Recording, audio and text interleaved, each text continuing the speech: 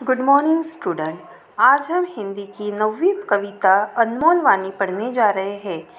इस कविता के कवि संत कबीर और भक्त सूरदास जी है। प्रस्तुत कविता में संत कबीर के बीजक और कृष्ण भक्त सूरदास जी के काव्य सुरसागर से उद्धृत पद लिए गए हैं। कबीर मनुष्य के सद्व्यवहार और सद्गुणों पर बल देते हैं। सूरदास जी ने कृष्ण जी की बाल सुलभ बातों को, जैसे दूध नहीं पीना, माता द्वारा चोटी बढ़ने का प्रलोभन देना, बालक का मनपसंद माखन रोटी न देने की शिकायत करना आदि का सुंदर वर्णन किया गया है। कविता की पंक्तियाँ और उसका अर्थ। जैसा भोजन खाइए तैसा ही मन होए, जैसा पानी पीजिए तैसी बानी होए। कबीर जी कहते हैं कि हम जैसा भोजन करेंगे वैसा ही हमारा मन हो जाता है। उसी प्रकार हम जैसा ही पानी पिएंगे, जैसे ही हम जल पीते हैं, वैसी ही हमारी भाषा यानी वाणी होती है। अर्थात साधा शुद्ध सात्विक आहार और पवित्र जल ग्रहण करने से हमारा मन और वाणी पवित्र होते हैं। कहने का अर्थ यह है कि खान पान का हमारे शरीर पर बहुत प्रभाव पड़ता है। ऐसी बानी बोलिए मन का आपाक होए, औरन को शीतल करे आपो शीतल होए। कबीर जी कहते हैं कि हमें मान और अहंकार का त्याग करना चाहिए।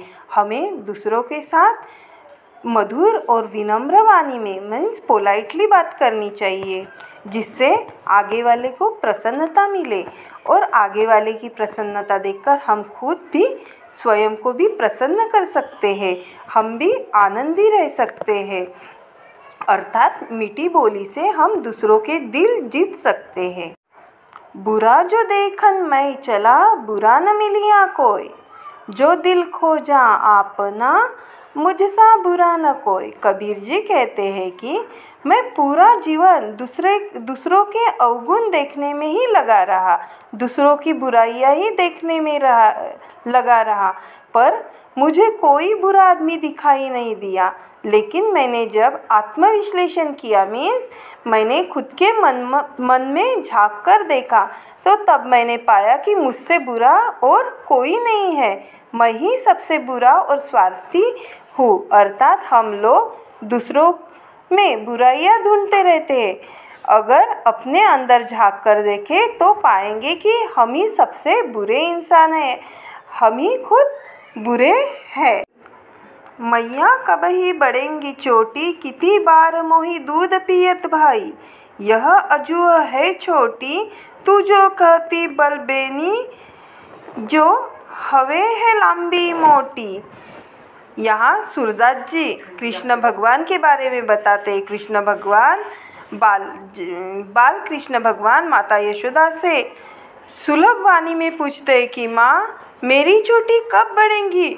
तुम हर बार दूध पिलाते समय मुझे कहती हो कि दूध पीने से तुम्हारी चोटी बड़ी हो जाएंगी, लंबी मोटी हो जाएंगी, लेकिन अभी तक वो छोटी की छोटी है। काचो दूध पियावत पची पची, देतन माखन रोटी, सुर श्याम चिरजियो दो भैया, हरिहर हलधर की जोटी। सूरदास जी कहते हैं कि बालक कृष्ण जब अपनी मैया यशोदा से पूछते हैं कि मैया, तुम मुझे बार बार कच्चा दूध पिलाकर प्रलोभन देती हो कि मेरी चोटी बढ़ जाएंगी, लंबी मोटी हो जाएंगी, पर वो अभी तक जैसे कि वैसी छोटी ही है। तुम मुझे माखन रोटी खाने नहीं देती। अपनी माँ से शिकायत करते हैं कृष्ण भगवान कि तुम मुझे माखन रोटी नहीं देती, जो कृष्ण भगवान का प्रिय आहार है।